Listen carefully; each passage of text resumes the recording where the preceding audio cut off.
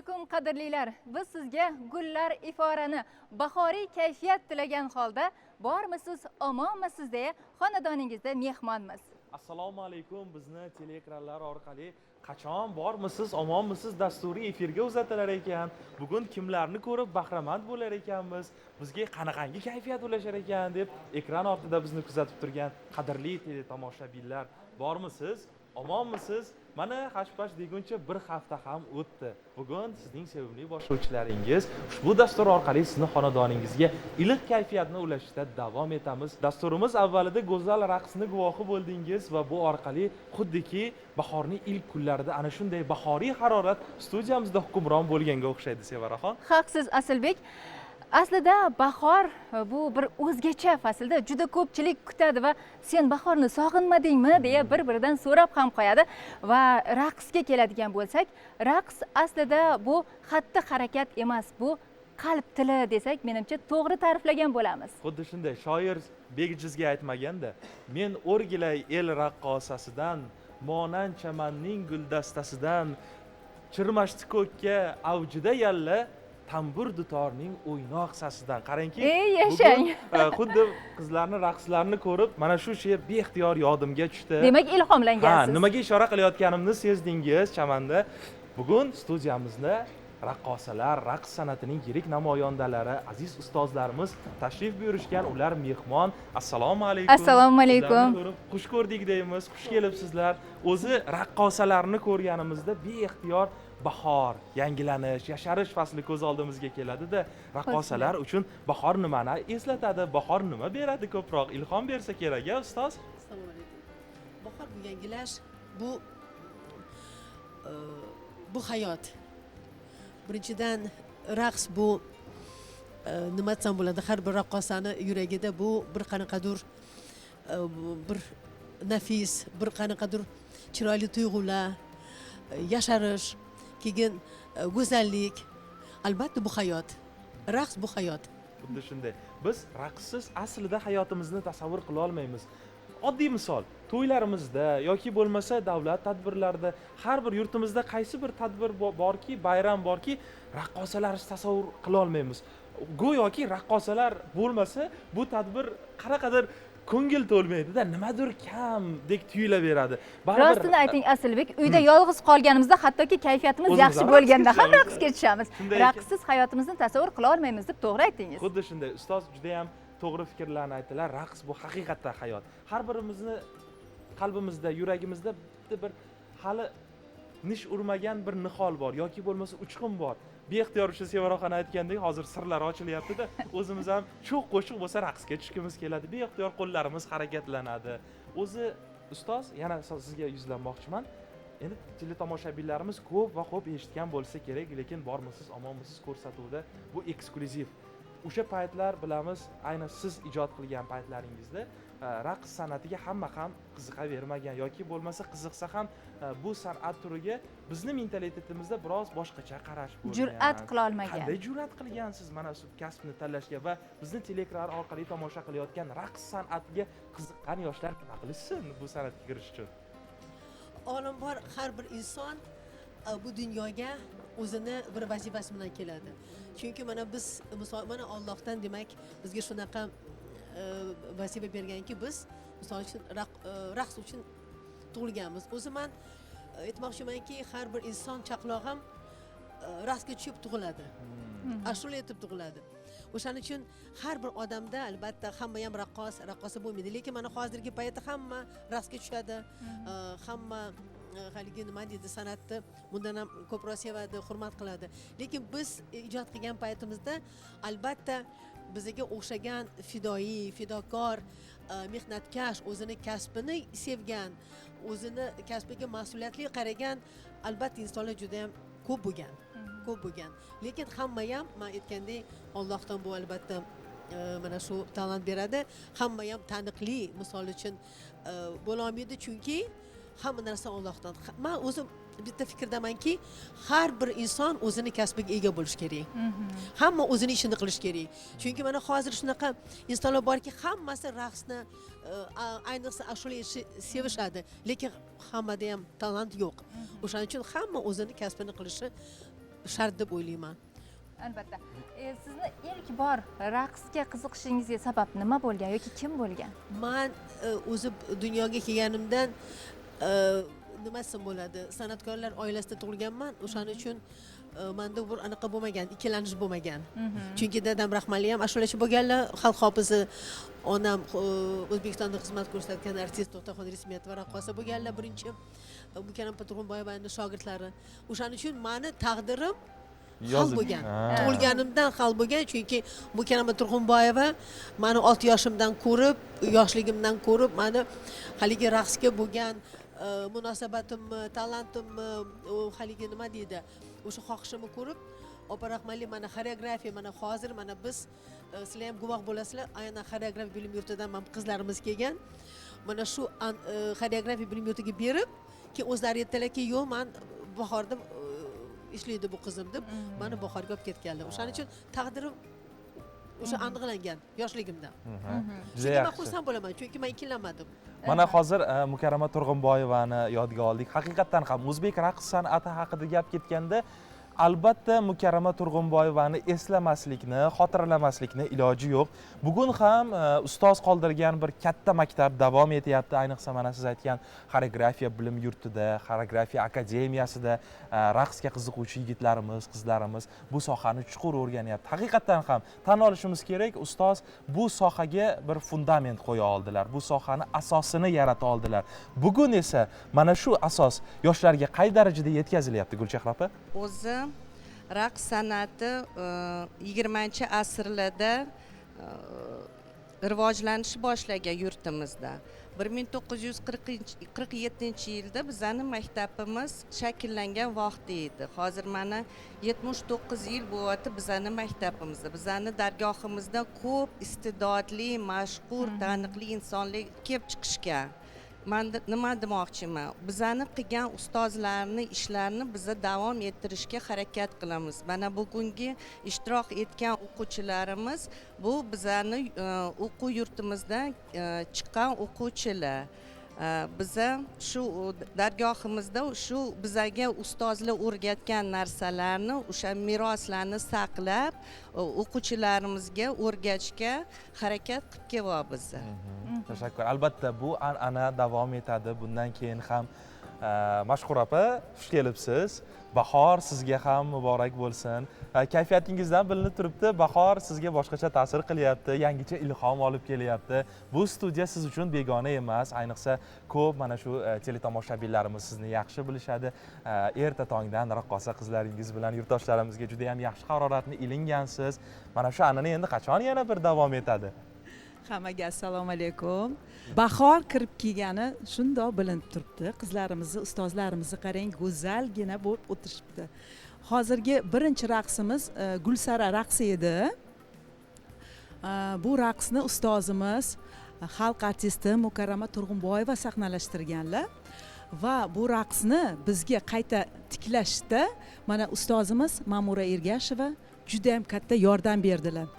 O'sha bu kitobda yozilgandi bu raqs, Farg'ona raqs maktabi kitobida bor va ular aytdilarki, Mashhuraxon, Muhayyoxon, mana hamma yosh ustozlarga aytdilarki, o'sha kitobni ochinglar-da, o'sha raqsni qayta tiklashimiz kerak. Meni esimda bor, lekin ketma-ketligi esimda yo'q dedilar. Shu bilan kitobni ochganmiz. Har bitta harakat bilasizlar, mana shu kichik harakat bir varo yoziladi-da. O'ng qo'lini ko'tardi, chap qo'lini qaysidir holatga oldi. Juda ham shunaqa yoziladi kitob.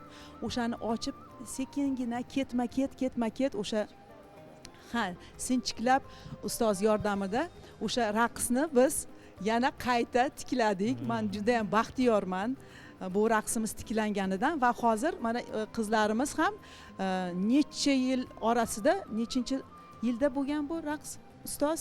Raqsni shu 37-yildaman, 36-yildaman. Bu bilasizmi, o'zi Gulsara raqsi bu muzika drama Gulsarani shu Mukarrama Turg'unboyeva shu spektakldan shu bitta parchada, lekin bu raqsni men ommaviy qildim. O'zi yakka raqs. O'sha men ham o'sha xoreografiyani bilim yurtini bitirib kelganimdan keyin birinchi bor raqsim mana shu Gulsara bo'lgan, Bahor ansamblida. O'shaning uchun mana qizlar menga juda katta yordam berishdi. Boya aytgandek, mana Mashhura, keyin Mashhuraxon, Gulnoza, Muhayyo, bular hammasi yordam berib, biz mana ommaviy qildik. Keyin bilasizmi, bu qizlarga ham bu juda ham yarashdi. Chunki har biri mana haqiqiy o'zbek milliy raqsini ko'rib, uni tiklab, keyin men aytmoqchimanki, qizlarga men juda minnatdorman. Qizlar juda menga katta yordam berishdi. Kitobdan bechoralik qiynalib, men ularni rosa qiynadim lekin. Kitobni o'qib, uni o'zi bo'lmaydi. Ish qilib bir amallab biza tikladikda, keyin men ham esimda borini ko'rsatdimda, keyin biza xoreografiyani maktabini haligi tashkil topgan kuniga bag'ishlagan. Mana hamma qizlar 48 ta qiz o'ynadi. Wow. 48 ta qiz. Ofarin. Ma'mur opa, qarang, hozir kitobdan olib o'rgandik deb aytdingizda, aslida bu har bir xatti harakatni ustozdan ustozga o'tib kelayotgan raqslar bilan eslab qolishadi. Ustoz shogird an'anasi bilan asosiy raqslar mana siz eslab qolganingiz uchun. Lekin bugungi kunda mana shu xoreografiya oliy maktabida darsliklar masalasi qanday bo'lyapti? Xuddi shunday har bir raqslar kitobga yoziladimi? Kitob holida chop etilib o'quvchilarga o'qish uchun beriladimi? Albatta. Bilasizmi, xoreografiya bilim yurtida mana Roziya opam Karimova, O'zbekiston xalq artisti, o'zlari ishlab, o'zlari bosh konsultant bo'lib, keyin mana shu kitobni chiqarib, birinchi kitob bu Farg'ona kitobi bo'lgan. O'sha Farg'ona kitobini Roziya opam, keyin Yusuf akam bularni umr yo'ldoshi meni rosa qiynagan. Men ichida 11-12 yoshar qizmanda, o'sha hamma harakatlarni, qo'l harakati, oyoq harakati, bosh harakati hammasini men bir bular meni qiynab, hammasini kitobga yozib, keyin Chizishgan ham, Ma'mur opa? Sizni rasmlaringiz kitobda. Holatlari. O'sha kitob chiqqan. Endi o'sha darslikdan Farg'ona yo'li, Xorazm yo'li, keyin Buxoro yo'li. Bizning qizlarimiz, mana pedagoglar hammasi mana shu kitobga qarab, bular keyin qizlarga o'rgatib, yigitlarga o'rgatib, o'sha hammasini mana shu kitobda Roziya opani juda ham katta yutug'i bo'ldi. Chunki bu hamma kitobni chiqarib, mana shu doira dars bizani birinchi bor Tamara xonim bilan Ustalim Kamilov, bular eng shu milliy raqs san'atini bular asoschilar. Keyin Mukarram opa bularni anaqa qilgan. Endi bular shu studiya ochilganda 36-yilda studiya ochilganda, shu studiyani qoshida Tamara xonim, Ustalim Kamilov bular mana shu doira darsni yaratgan. O'sha haligacha mana bu qarang, necha yil bo'ldi shunga, haligacha shu Roziya opa mana shu doira darsda kitobga yozib, saqlab bizga bir meros qoldirganlar. Bu juda ham katta ish. Biz juda ham minnatdormiz. Shundan keyin yana bitta men gapimni yetishim kerak, chunki mana shu darslikda ham mana Rushana Sultanova bizga direktor bo'ldilar, rahbar bo'ldilar. Juda ham katta yutug'i bo'ldiki, bilasizmi, hamma mana shu o'zbek milliy raqsi deysizmi, klassika deysizmi, hali xarakterni hammasiga jiddiy qarab, hammasiga o'zi kirib, keyin men aytmoqchimanki, o'sha doira darsi ham 5 qism bo'lsa, akademiyadan bular anaqalarni, xodimlarni chaqirib bir birlashma qilishdi. Hammani bir, chunki nima desam bo'ladi, har xil pedagog har xilcha ko'rsatgandek, o'shani yig'ib biz bitta anaqaga fikrga kelib, endi hozir hammasi yaxshi bo'ldi. Shuning uchun aytmoqchimanki, albatta qizlarimiz mana shu kitobga qarab, o'sha qoldirgan meros o'zbek raqsini albatta jiddiy qarab, ayniqsa xoreografiya bilim yurtida biz, men sentyabrdan kelgan bo'lsam, men katta ahamiyat shunga berdimki, bizni qizlarimiz oyog'i, qo'li, harakati, hamma narsasi aniq bu anaqa bo'lish kerakki, buzilmasdan, keyin bizani milliyligimiz, o'zbekligimiz yo'qolmasin. Men shu sinflarga kirganimda salom bilan boshladim. Salomini ham ko'rsatdim o'zbekonani. Keyin men bulardan o'rgandim. man bularga o'rgandim bir-birimizga ish qilib man bulardan ko'p narsa o'rgandim bular mandan o'rgandi o'shaning uchun mana shunaqa ijodiy bizda bir haligi Muhit hayot yaratdi. muhit bor muhit aytganimizdek ustoz shogird an'anasi hamisha davom etib keladi Albatta. mamnun opa keling hozir mana shu suhbatimizni qizg'in pallasida bir chiroyli raqsdan O'rningizdan turganingizdan bildim. Demak, siz ham birga qo'shilishib raqsga tushmoqchisiz. albatta busiz iloji yo'q tomoshabinlarimiz ham raqqosalar kelgandan keyin raqs tomosha qilmaymizmi deb kutib turishgan bo'lsa ajab emas Albatta, bajonidil. Navbatni Marhamat. raqsga beramiz marhamat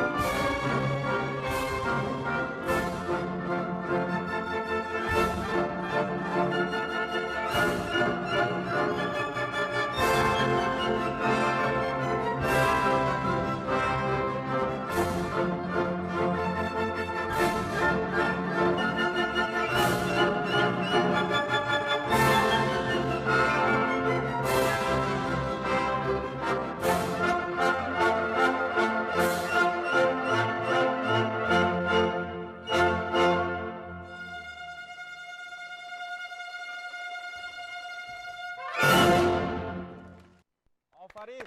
Tasanno. Rahmat qizlar. Qoyil qolmasdan iloji yo'q, Sevaraxon.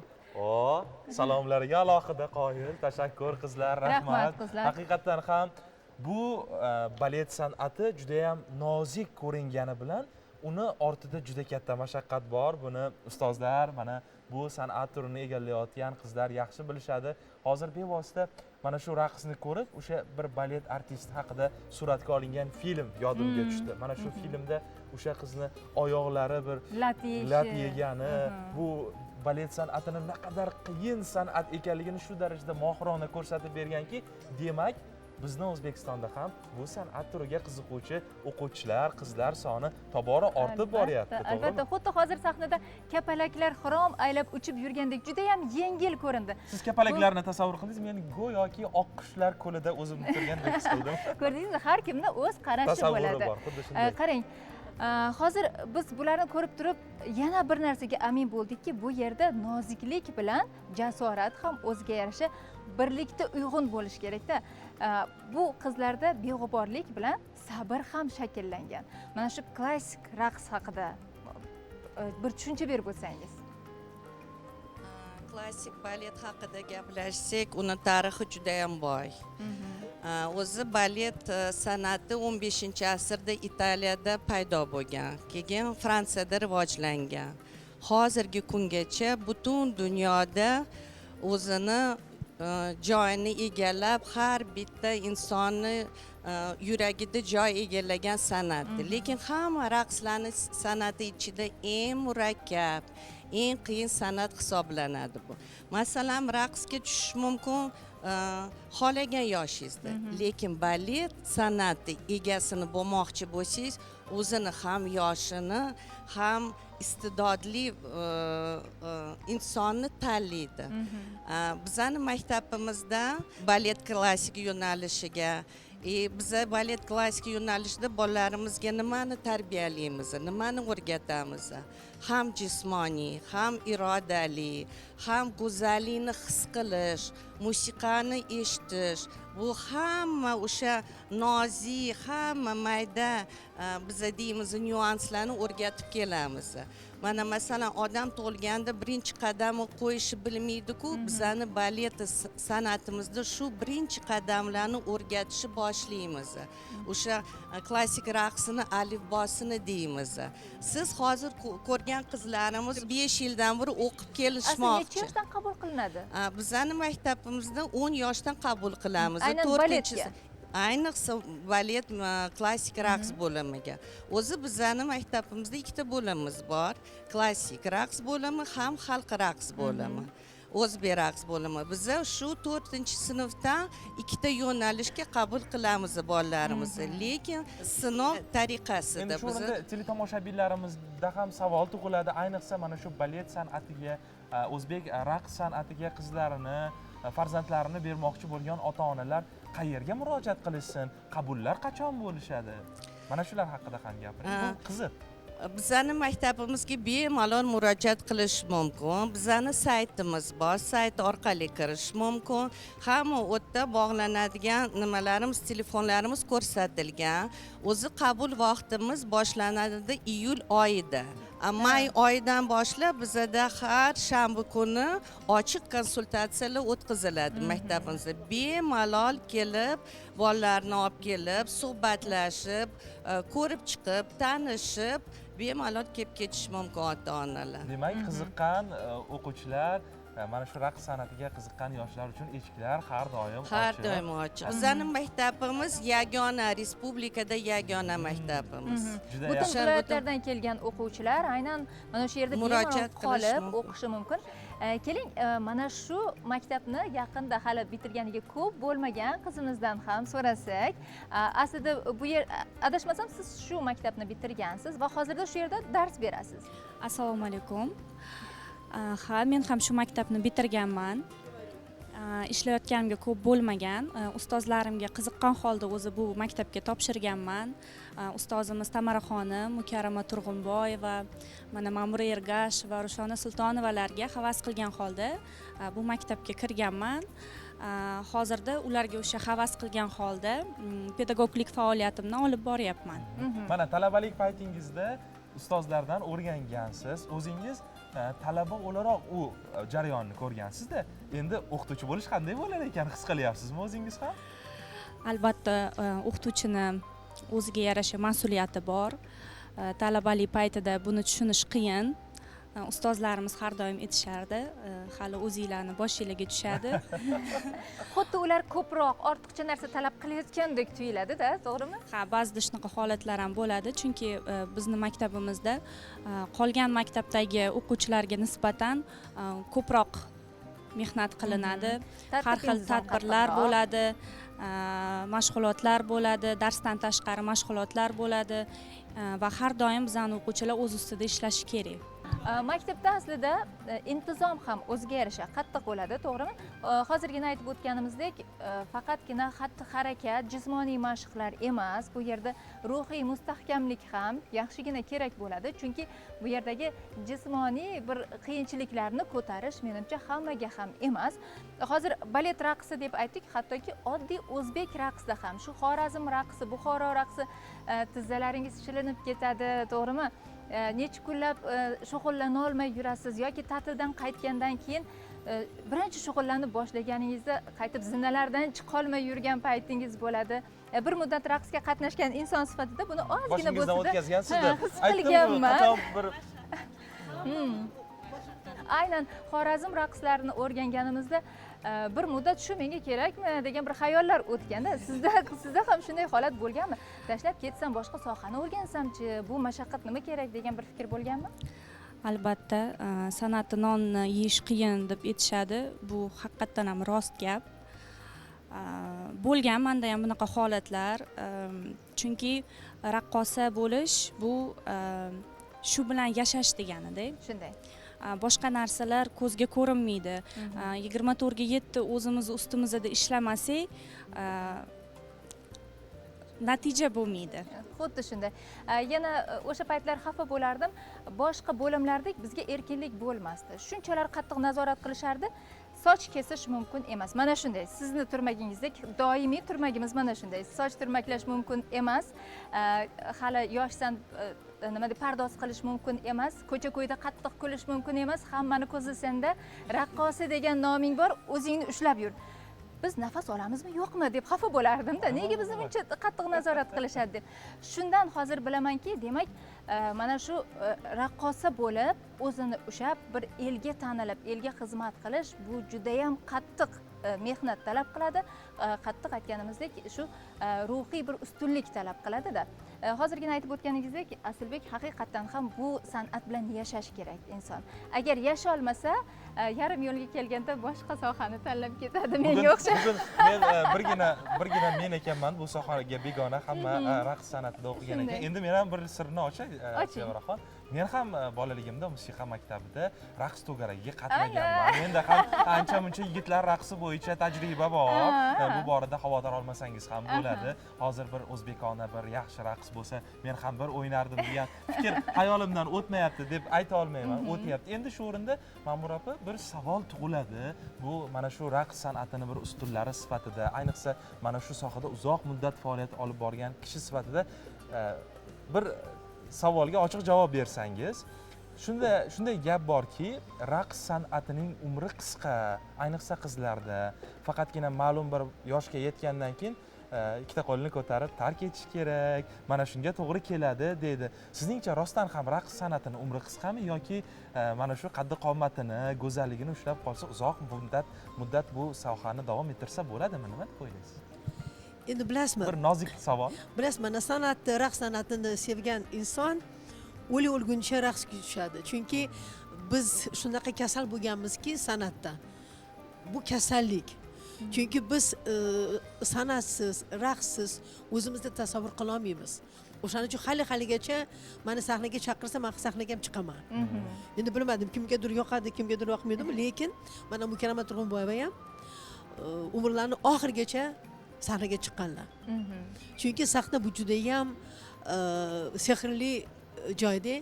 O'shaning uchun endi hamma ham chiqa olmaydi. Misol uchun shunaqa haligi sanoqli san'atkorlar bor. Lekin bizda bitta ibora borki, o'z vaqtida sahnadan ketish kerak. Tan olish ham mardlik deysiz. Albatta, chunki mana bizaga o'zidan o'zi 20 yil bergan bejiz emas. Chunki har qatlam ayniqsa mana klassika deymizmi, o'zbek raqs deymizmi, umuman raqs. Bu juda ham mashaqqatli, juda ham og'ir san'at. O'shaning uchun 20 yoshdan keyin hamma anaqaga chiqadi, lekin baribir ko'pchiligi mana biz hammamiz baribir mana domlalik qilamiz yoki san'at bilan, lekin hech qachon san'atni tark etmaymiz. Lekin mana shu bilan yashaydi-da. Yashaymiz. O'shaning uchun bu nima desam, zaharlangan biz shunaqa o'zimizni kasbimiz bilan shunaqa o'ziga o'rgatib qo'ygan. Yashamaymiz. O'shaning uchun bu har bir insonni o'zini joyi bor. Mana hozirgi men doim mana nima deydi, afsus qiladigan bitta narsa borki, bizni mana chiroyli mana qarang, chiroyli qizlar o'tiribdi. Kamtargina bo'lib o'tirishdi. Yo'q, qani endi bular misol uchun xoreografiyani bitirib, sahnaga chiqib, ozgina ishlab, mana qarang, o'zini ko'rsatib. Bizni mana hozir ko'pchilik qizlarimiz xoreografiyani bitiradi, keyin akademiyaga kiradi. Akademiyada keyin domla bo'lib, keyin domlalik qilib ishlaydi. Ustoz bo'lib. Men endi bunga nimaga qarshiman? Chunki baribir sahnani changini yutish kerak. Tajriba orttirish kerak. O'shanda sen o'zi haqiqiy san'atni biladigan ustoz bo'lasan. O'shaning uchun men o'ylaymanki, albatta, endi har bir inson o'zini taqdiri. Taqdir har xil. Mana balletni biz ko'rdik, klassika biz uchun juda muhim demoqchiman-da. Chunki raqsni asosini tashkil etadi-da. Albatta, chunki mana qarang. Galiya Ismoilova ham, Qunduz Mirkarimova ham, Gulnora Mavayeva ham hammamiz klassikani bitirganmiz. Chunki klassika bizga juda ham katta foyda beradi. Oyog'imizga, o'zimizga, keyin mana shu haligi mahoratimizga. O'shaning uchun klassika bizda juda ham kerakli bo'lishi ham meni juda ham quvontiradi. Mana bilasizmi, bizani maktabimizda ham bitirgan qancha raqqosalar butun dunyoni hozir bular butun dunyoga tarqalib ketgan. Bular hozir mana o'zini maktabini ochgan. O'sha yerda qarang, o'sha mana shu maktabni, o'zimizning xoreografiya maktabini bitirib, ta'lim olib, ular o'sha ta'limini bilgan o'sha anaqalarni hammasini butun dunyoga bular hozir yoygan. Mana shogirdlaringizni eslab o'tdingiz. Mana qizlarimiz kamtar bo'lib o'tirishibdi. Ustozlar gapirishsa keyin biz ham bir og'iz gapiramiz. Bilasizmi, men aytmoqchimanki, bular juda ham nimasam ham chiroyli, ham odobli, ham o'zini kasbini yaxshi ko'radigan qizlar. Men juda ham bulardan xursandman. Qani o'zlaridan eshitaylikchi. Mana shu qizlarimizni bugungi kunda mana shu raqs san'atiga qiziqish qanday bo'lyapti? Qaysi tanlovlarda mana shu ustozlarni ko'rsatgan yo'l yo'riqlari asosida muvaffaqiyatga erishdi? Eng avvalo kimga qiziqib, kimga havas qilib raqs yo'lini tanladingiz? Uydagilar qarshi bo'lmadimi degan savollar doim berilsa kerak. Assalomu alaykum hammaga avvalambor.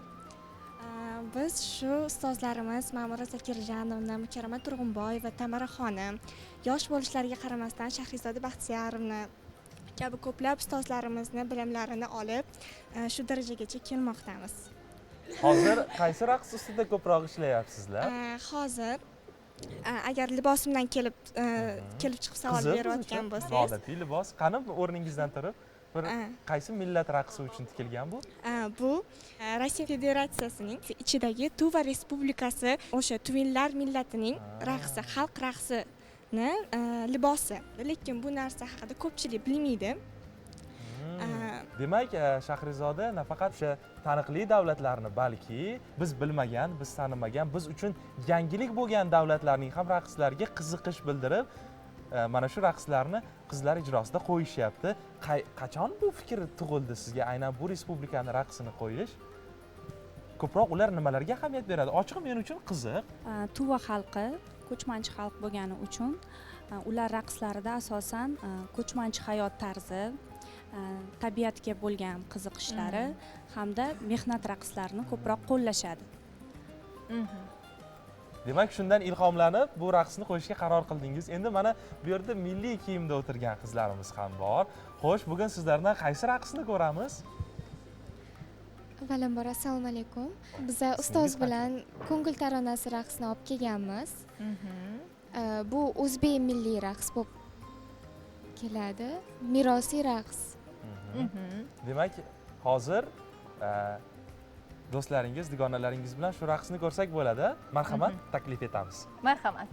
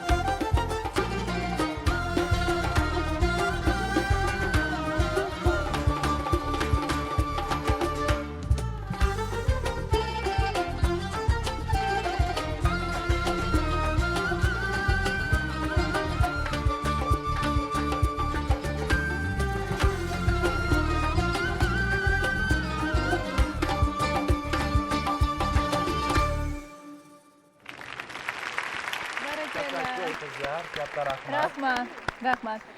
haqiqatdan ham chiroyli. o'zbek raqsi boshqa millat raqslaridan ko'ra o'zini jozibadorligi, husnkorligi, nafisligi va albatta mana shunday sho'xchanligi insonni beixtiyor raqsga chorlashi bilan juda ham ahamiyat kasb etadi, boshqacha yaxshi ko'rishadi boshqa millat vakillari ham. To'g'rimi Mashhur opa? Mana respublikamizdan tashqari boshqa viloyatlarga, bundan tashqari qo'shni davlatlarga. respublikalarga, boshqa davlatlarga safarlarda ko'p bo'lasiz.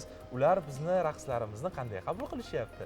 Juda ham zo'r qabul qilishadi. Hayrat bilan.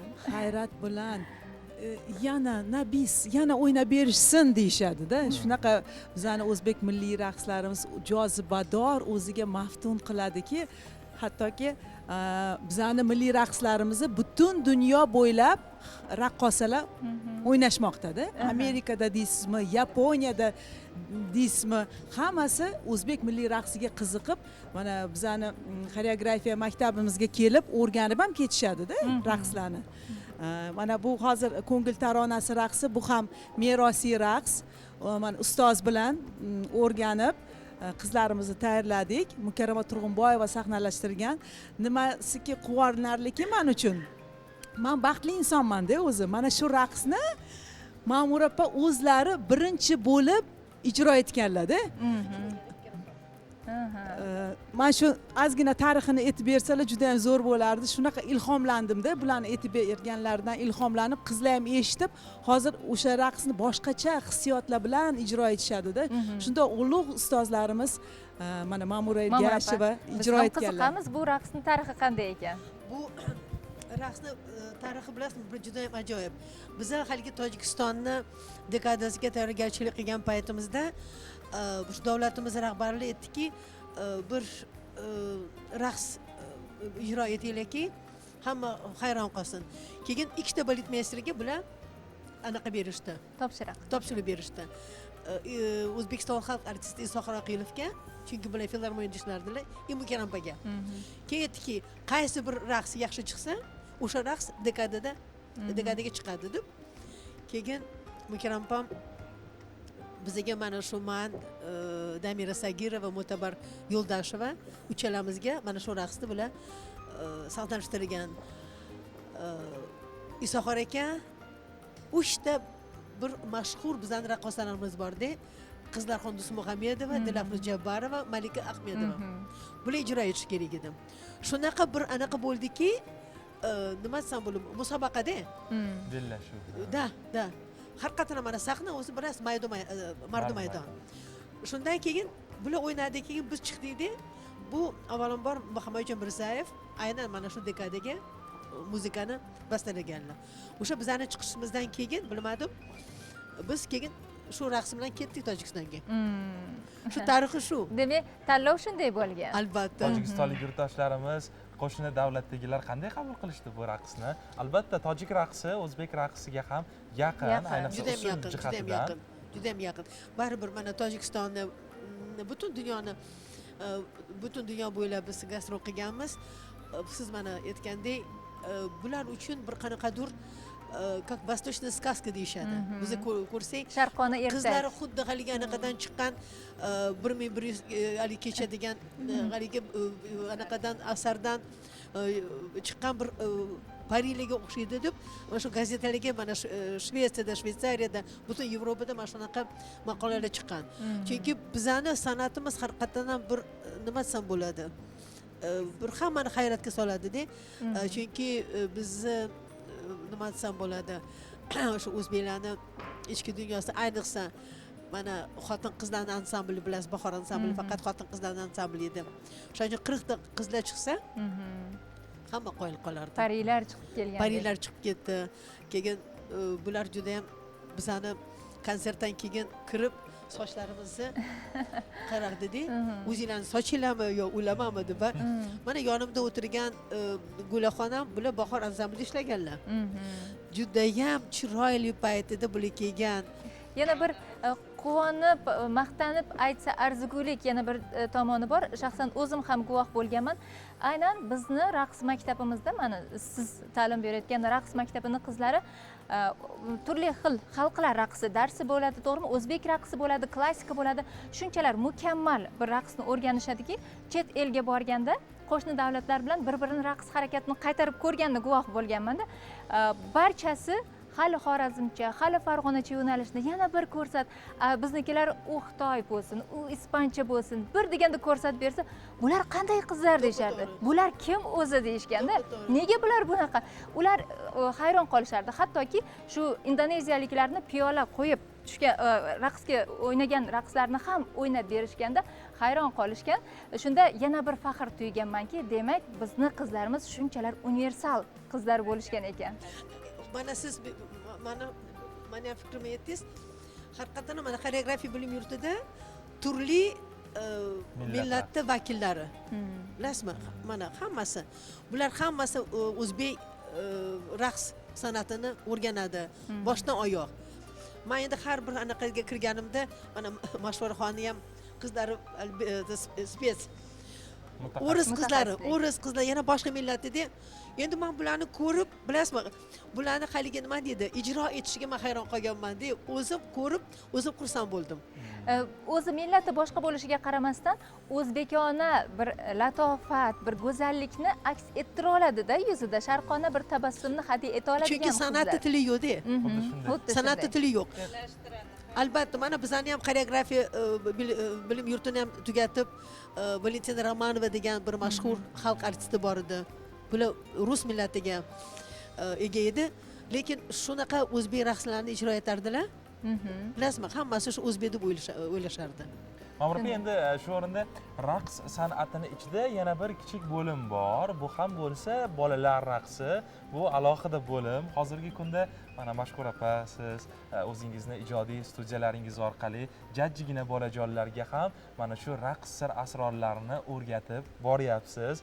Ota-onalar beixtiyor bu san'atga bolalarini jalb qilishyapti, chunki o'sha yuqorida aytganingizdek bu san'at turi nafaqat tanani, balki ruhiyatni ham tarbiyalaydi-da. Mana shu bolajonlarimizni qiziqishi qanday bugungi kunda bu san'at turiga? Hozirgi kunda qiziqish juda ham baland raqs san'atiga. Shu 3-4 yoshdan olib kelishadi. Keyin bir xil qizlarim bor, o'sha men orqali xoreografiya maktabini bilib, keyin mana shu maktabimizga qabul qilingan. Albatta tavsiya qilaman-da, men har doimki qizingiz juda ham loyiq, hamma tomonlama to'g'ri keladi. Iltimos, mana shu bitta borib ko'ringlar. Afsuslanmaysizlar, o'sha yerga kirib o'qinglar deyman-da. Qizlarimiz mana hozir professional darajada maktabda o'qib turib davom ettirishadi. Aslida ota-onalar mayli kelajakda qaysi kasbni tanlashdan qat'iy nazar qizim bir muddat raqsga borsin deyishadi. Chunki qaddi qomati, aytib o'tganimizdek, shu sabr, matonat barchasi ruhiyatini ham tarbiyalash uchun mayli bir muddat borsin deb aytishadi. Hozir bizni studiyamizda mana shunday ham salomatligini, ham ruhiyatini o'ylab, raqs san'atini o'zida bir nima deydi, namoyon etayotgan jajji bolajonlarimiz ham bor, adashmasam. Keling, ularni raqsdan bir bahramand bo'laylik, keyin suhbatimizni davom ettiramiz. Studiyamizga jajji bolajonlarni taklif etamiz. Marhamat.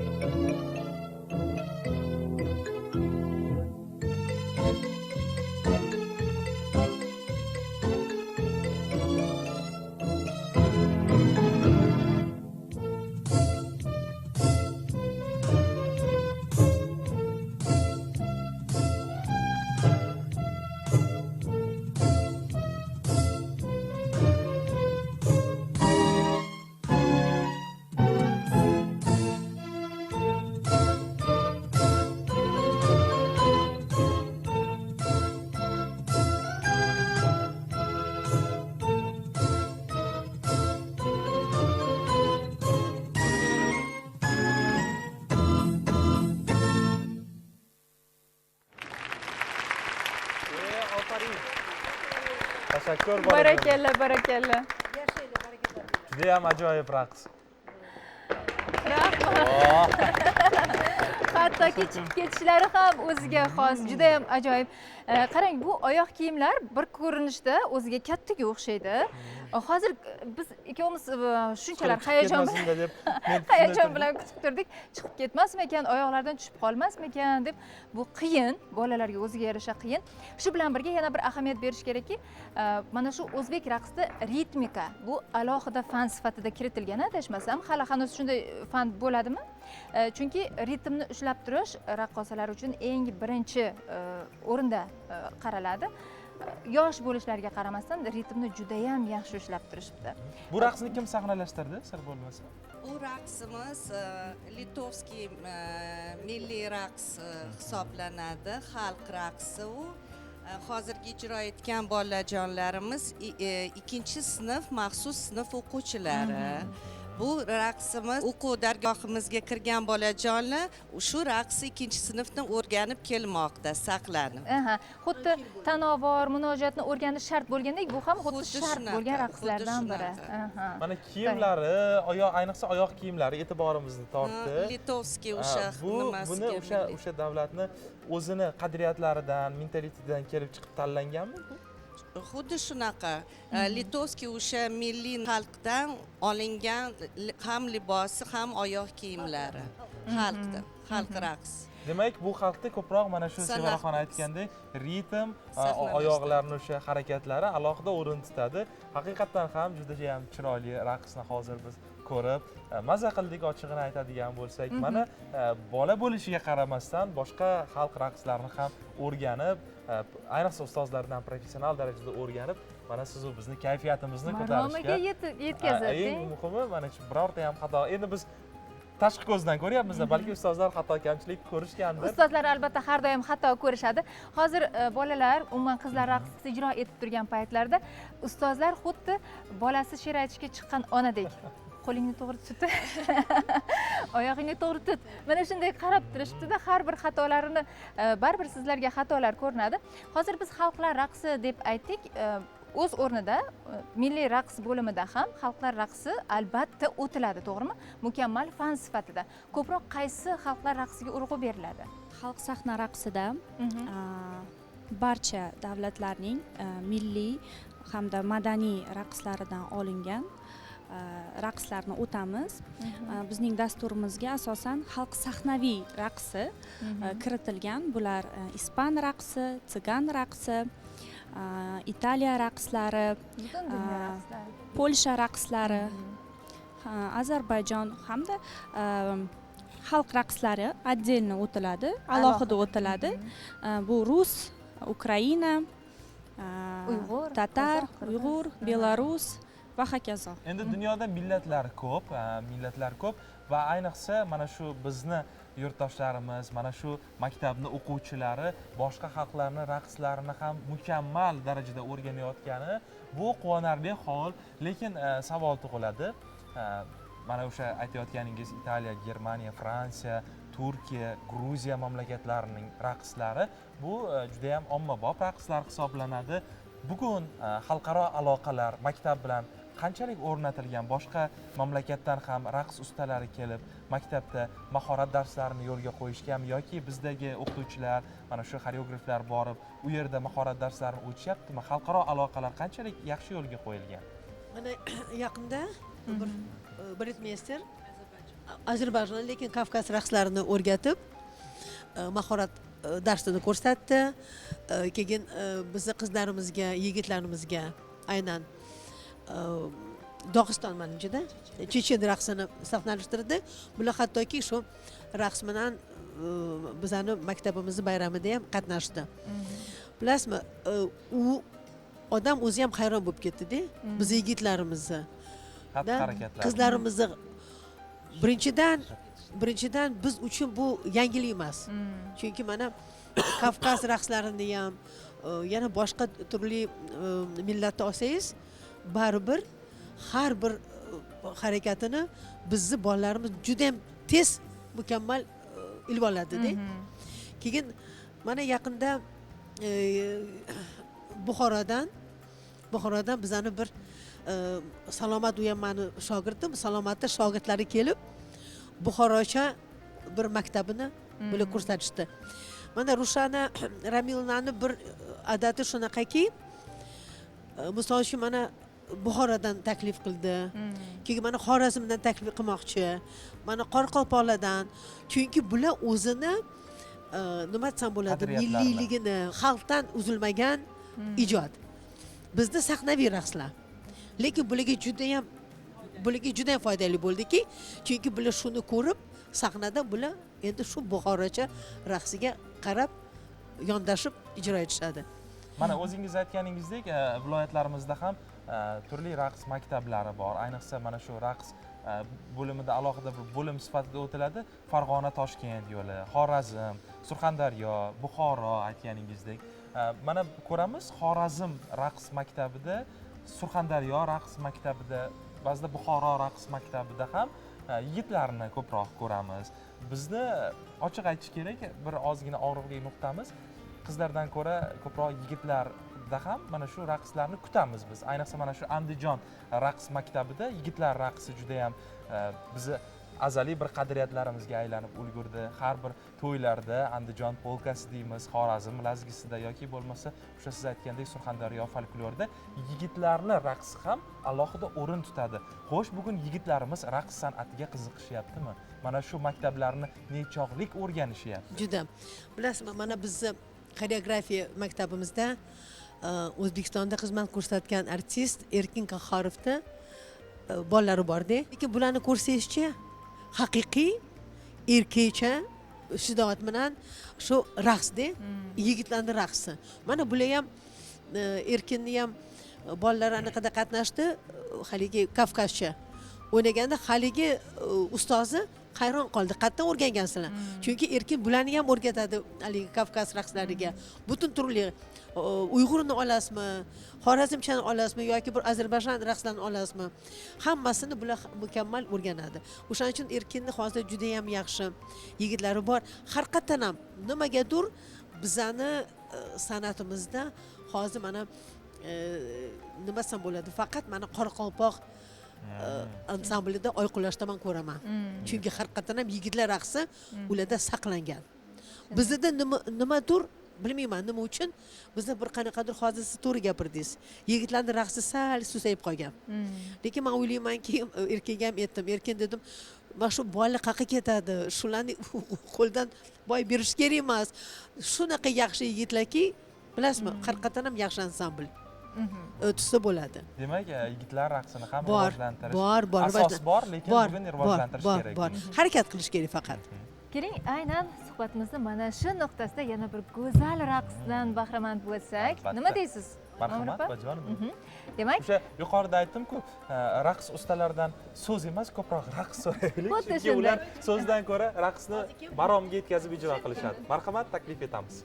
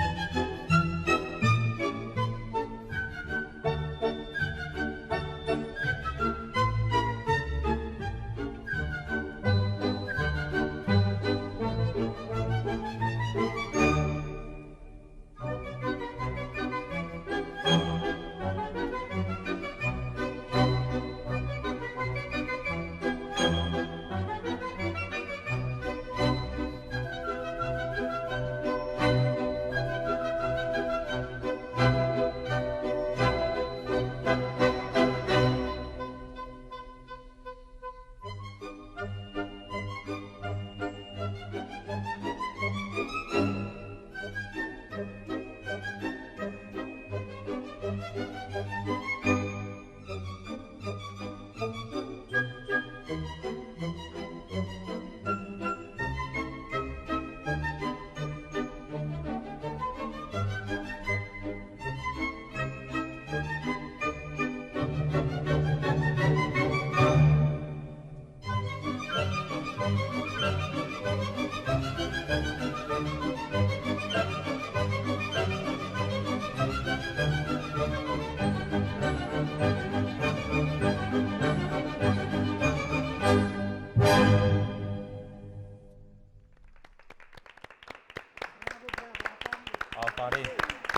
Haqiqatdan ham Sevaraxon, tashakkur. Qani qizlar? Rahmat, go'zal qizlar. Xursand bo'ldik. Haqiqatdan ham bugun Sevaraxon bejiz bahor kirib kelgani bizga boshqacha kayfiyat bermayapti. Chunki mana shunday dunyo raqslardan bahramand bo'lyapmiz. Chunki bilasizmi, mana shu bahordagi, ayniqsa Navro'z bayrami bizdagi millatlararo totuvlik, tinchlik, xotirjamlik va albatta mana shu boshqa millat vakillari bilan ham do'stona aloqalarni mustahkamlash bayrami sifatida ham yodda qoladi va bugun mana yurtdoshlarimiz, ayniqsa mana shu raqs san'atining vakillari, raqs maktabining o'quvchilari boshqa dunyo xalqlarining raqslarini ham mahorat bilan o'rganayotgani va albatta o'sha davlat vakillarini ham hayratga solayotgani bu juda ham quvonarli holat. Haqsiz. Momir opa, biz bugun o'zbek raqsini albatta o'zbek raqsi qachonlardan beri mana siz go'zal tarzda davom ettirib kelyapsizlar. Ustozdan shogirdga o'tib kelayotgan bir paytda qandaydir o'zbek raqsida biroz o'zgarishlar paydo bo'lgandek bo'ladida. Xuddi ayrim raqslarni ko'rganingizda qo'shiqni eshitmasangiz ham uni ma'nosini bilasiz. Xatti harakatlar xuddi suvda tarjima singari ko'rsatib berayotgandek-da. Bu raqs yo'nalishiga siz qanday qaraysiz? Mimika, ya'ni ichki mana shu Mana tug'yonlar mana chiqayotgani. bahor ansamblini doimiy raqs yo'nalishidan ko'ra birozgina boshqacharoq yo'nalishlar. Bu yo'nalishga siz qanday qaraysiz? Bilasizlarmi, birinchidan har bir ansamblning o'zini maktabi bo'lishi kerak. Mana men aytganimda Isohor Voqilovning maktabi bor edi, keyin Mukarrama Turg'unboyevaning maktabi bor edi. Har bir insonni o'ziga yarasha mana sahnaga chiqqan, yaratgan raqslarini, keyin biz aytamizki maktabi deymiz. O'sha maktabi mana misol uchun bahor ansambli yo'qolmagan. Lazgi ansamblida ham mana G'ofar opa ham rahbarlik qilganlar. Ularning ham boshqacha bir aniki usullari bor. Keyin mana hozir filarmoniyada shodlik ansambli misol uchun. Endi bizda hozir juda ham ko'p ansambl paydo bo'lgan. Juda ham ko'p. Haddan tashqari. O'shaning uchun men o'ylaymanki, har bir ustoz misol uchun mana shu yaratgan kollektivga o'zini bir maktabini o'rgatsa, bu endi boshqa gap bo'ladi. Bizda juda ham ko'p hozir ansambl paydo bo'lgan. O'shaning uchun hozir raqs o'zi bir qanaqadir boshqa bir yo'llanishga o'tib ketgan. Boshqa haligi ko'chalarga kirib ketgan. O'zimizning raqsimiz. O'shaning uchun mana hozir xoreografiya bilim yurtida nima uchun biz mana shu meros bo'lib qolgan raqslarni tiklayapmiz, to'g'ri o'rgatyapmiz. O'shaning uchun mana shu o'zbek raqsini xalqimizga qaytarish uchun biz hozir juda ham katta, ayniqsa mana hozir xoreografiyaga rahbar bo'lgan Rushan Ramilovna juda ham katta harakat qilyaptilar. Shuning uchun men o'ylaymanki, har mana boya aytgandek sahna mardu maydon. Bizni o'zbek xalqimiz juda ham yaxshi tushunadi. Ham raqsni ham san'atni ham, umuman san'atni. O'shaning uchun hamma mana maydonga chiqqanda hammasi ko'rinadi. Bizda mana raqqoslarda fonogramma yo'q. Bizda chiqib jonli ijro etamiz. O'shaning uchun xalq o'zi baho beradi. Xalq o'zi saralab o'zini joyiga hammasini qo'yadi. O'shaning uchun biz xotirjam yuramiz. Mana Mashhur opa, Sevaraxon boya juda ham og'riqli nuqtani ko'tardilar. O'sha raqs nafaqat xatti-harakatlar bilan, balki o'sha ruhiyat bilan ham bog'liq deymiz. Mana shu ichki tug'yonlarni, ichki kechinmalarni raqqosa yuz ifodasida ham aks ettirish kerak. Ayniqsa buni mana mustahzotda, tanovorda juda ham ko'p ko'ramiz, munojotda, ayniqsa mana shu fundament bor, ya'ni yuqorida aytganimdek maktab shakllangan, lekin nafaqat xatti harakatlar bilan, balki o'sha ichki kechinmalarni ham yetkazib berishda raqqosadan ochiq aytganda aktrisalik ham talab etadi. Ya'ni raqsni ichida yashash kerak. Raqsda nima demoqchiligini tomoshabinga aniq xatti harakatlar orqali ham, yuz ifodasida ham yetkazib berish kerak. Mana shu jarayonlar ham xatti harakatlardan tashqari o'rgatiladimi o'zi?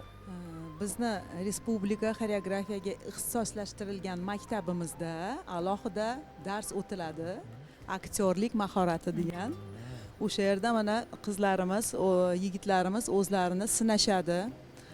Ko'p narsalarni o'rganishadi va albatta mana ustozimiz bizda Ma'mura Ergasheva Zikirjanovna bizda bosh konsultant bo'lib ishlaydilar. Darslarimizga kirib, o'sha butun mahoratlarini o'rgatadilar. Biz ham ulardan ko'p narsani o'rganyapmiz. Qizlarimiz mana shu ko'ngil taronasini anchadan beri o'rganishayotgandi, lekin bular kelgandan keyin o'zlariga yarasha qanaqadir nima deydi, sekretlari bor-da. Voy.